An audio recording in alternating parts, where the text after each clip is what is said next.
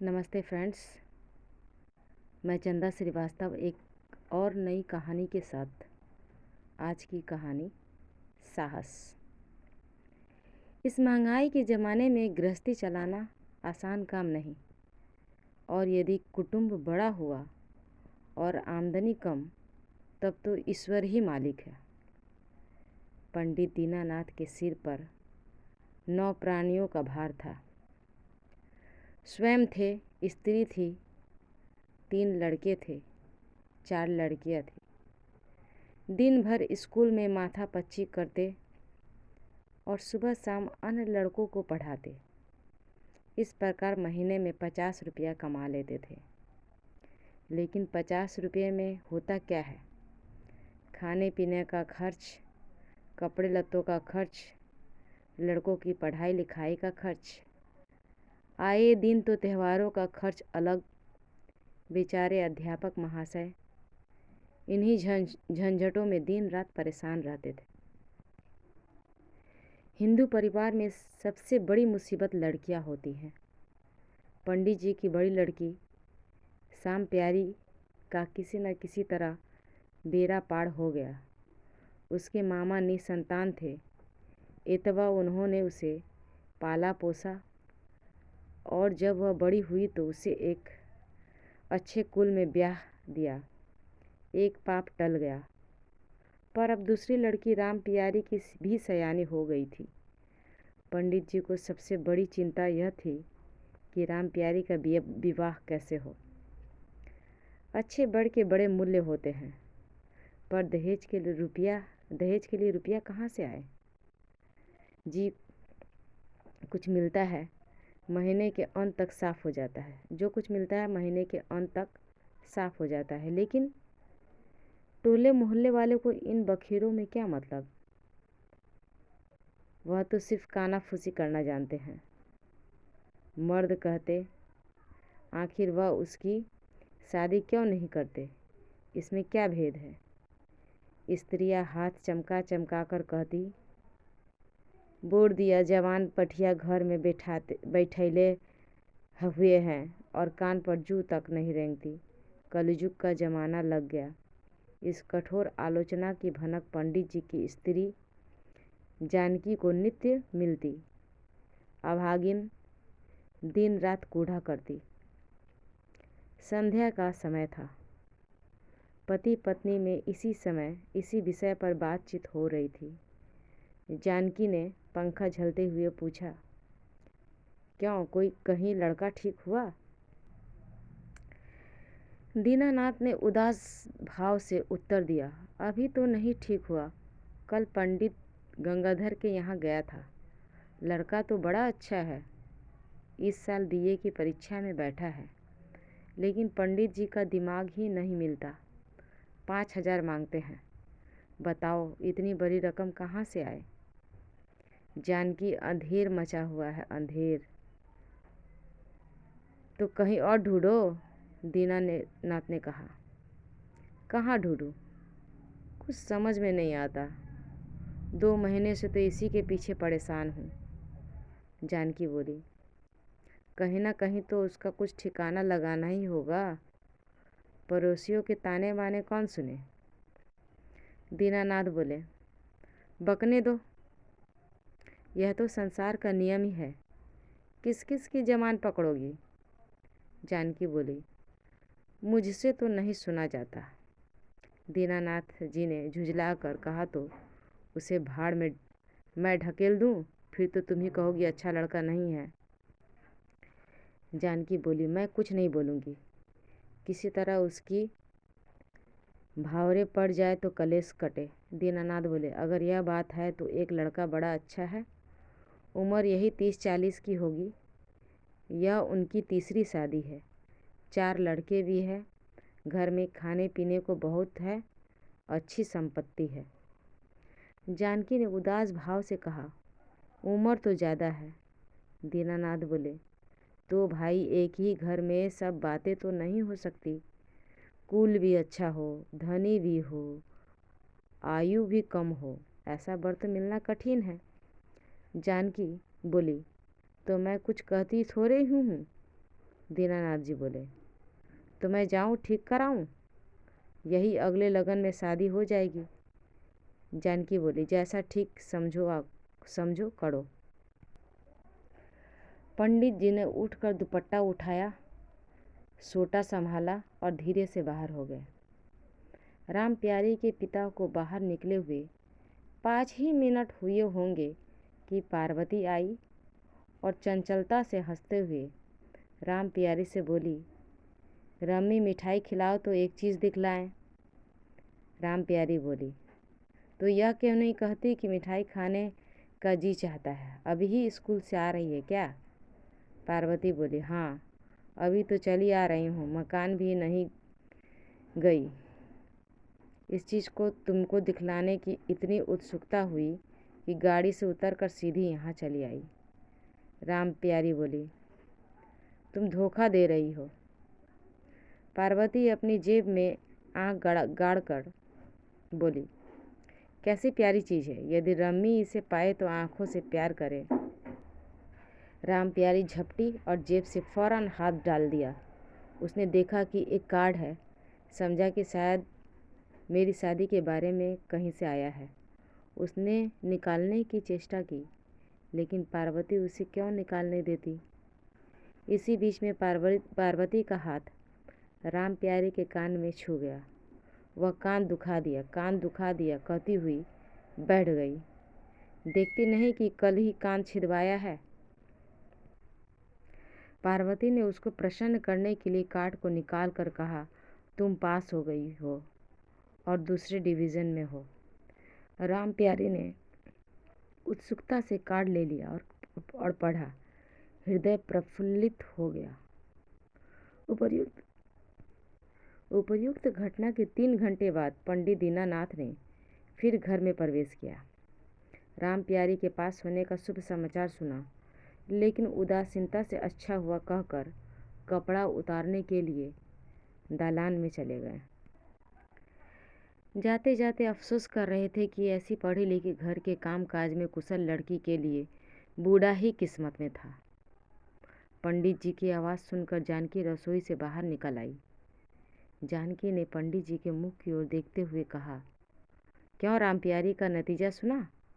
सुस्त हो गई। वहाँ भी ठीक नहीं कि हुआ क्या? राम प्यारी, जरा बेटी रसोई घर में जाओ, तरकारी चढ़ी हुई है, कहीं जल ना जाए। राम प्यारी अच्छा कहकर पार्वती के कान में से कुछ कहा और रसोई घर में चली गई। पार्वती भी धीरे से घर के बाहर हो गई। पंडित जी कपड़े उतार कर आंगन में आए, चारपाई पर बैठ गए। पूछा, लड़के के पढ़ने के लिए आए होंगे, उनसे क्या कहा?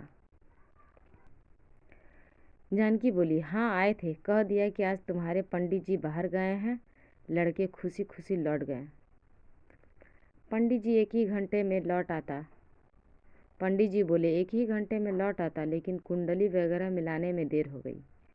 शादी तय हो गई, परसों तिलक है। देखने में लड़का की उम्र 30-40 साल से ज़्यादा नहीं मालूम होती, किंतु जन्म पत्री से मालूम हुआ कि उसकी उम्र 55 साल की है। भगवान ने खूब दिया है, सुख का पला हुआ बदन है, देखने में तंदुरुस्त मालूम होता है। जानकी बोली, उम्र तो बहुत ज़्यादा है, क्या मेरी लड़की की किस्मत में यही लिखा है? पंडित जी बोले, किस्मत की गति को कौन टाल सकता है? ईश्वर को जो करना मंजूर होगा वही होगा। कुछ सोचकर पंडित जी बोले, पुरानी कटकाठी वाले ज़्यादा जीते हैं। आजकल के हमारे लड़के तो बिल्कुल दुबले पतले होते हैं। हर साल नवयुवकों की कितनी बड़ी संख्या मृत्यु का ग्रास होती है। उम्र पर विश्वास करना निरीह भूल है। जानकी ने आकाश की ओर देखते हुए कहा, तो मैं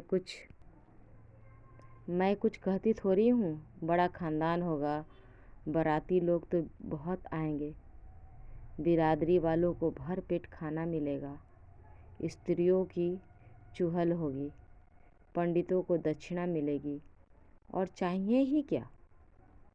पंडित जी होश में आकर मानो भूल गए हो। वे कमर में अपने हाथ ले गए और कुछ कागज़ जानकी के हाथों में देते हुए बोले, यह लो 500 रुपये के नोट। पंडित अमरनाथ ने कहा कि हम लोग कितने ही कम से कम आएंगे तो 150 हो ही जाएंगे, तो आपको लेने में क्यों इनकार है? हम ही लोगों को तो खाना है, आप ले लीजिए और जाकर प्रबंध कीजिए। जानकी के हाथ में रुपया आया, बोझ कुछ हल्का हुआ। बोली, तिलक का सामान लेने कब जाओगे? पंडित जी ने कहा, कल सवेरे जाऊंगा। राम प्यारी थी तो रसोई घर में, लेकिन उसके कान इसी ओर लगे हुए थे। उसने सब बात सुनी। अपने पास होने की सारी खुशी किरकिरी हो गई। उसके दिल में बार बार यही विचार आता है कि जिस सखी पार्वती का ब्याह बूढ़े के साथ हुआ और वह बेवा हो गई, वही परिणाम मेरा भी होने वाला है। तरकारी उतार कर माँ ने उससे कहा, अम्मा जरा पार्वती को खाना खाने को बुला लूँ, नहीं तो वह अपने यहाँ खा लेगी। इतना कहकर वह नंगे पैर ही पार्वती के यहाँ उदास मुख चली गई। पार्वती बैठी राम प्यारी के न आने का कारण सोच रही थी, जैसा कि उसने चलते समय कहा था।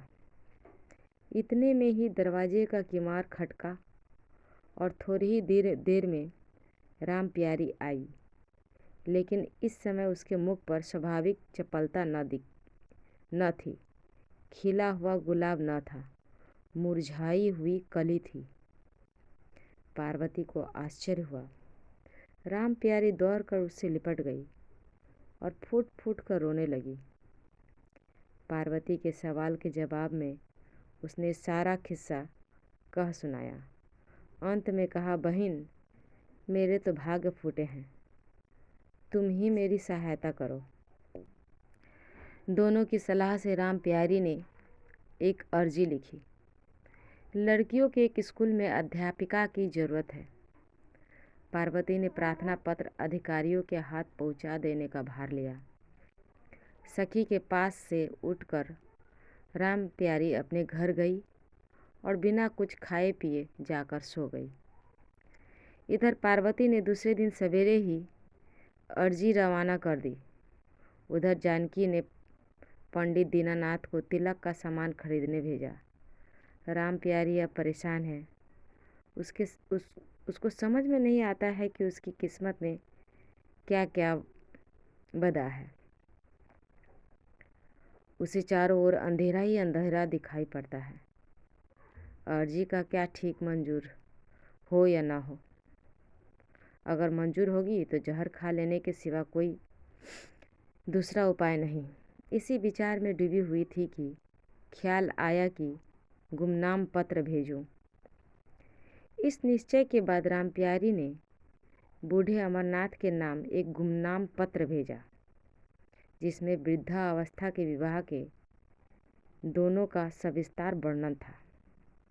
इस पत्र में अंतिम शब्द यह थे कि यदि आप इस पत्र की ओर ध्यान न देना चाहें, आप यह समझ ले कि दिनों की आहें बुरी होती है, दिलों की आहें अथवा अधिक क्या लिखे। बूढ़े अमरनाथ को यह खत मिला तो अवश्य, लेकिन इसकी ओर उसने ध्यान नहीं दिया।